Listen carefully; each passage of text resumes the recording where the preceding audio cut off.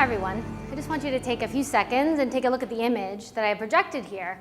I want you to ask yourself, how does this image make you feel?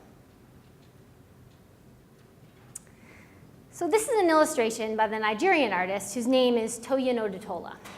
And when describing her work, Odutola claims she attempts to recreate complex notions of identity through the face. She uses skin as a terrain to investigate, which she then amplifies through the gaze of her subject, a gaze peering out to question all of us. And so interestingly, this image has recently been reused in the poet Claudia Rankine's book, which is titled Citizen. And in the book, these two artists actually come together to make a political statement. And they use Odutola's face, along with the voices of the text, to highlight the unseen faces and the unheard voices that were lost in the tragedy of Hurricane Katrina in 2005.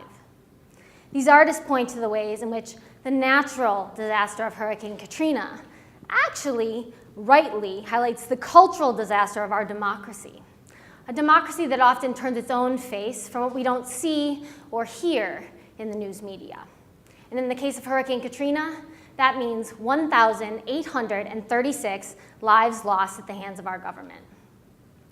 And so what I'm investigating in my dissertation is the ways in which literature, like Citizen, is a prominent force in uncovering the inequities of our media-saturated culture.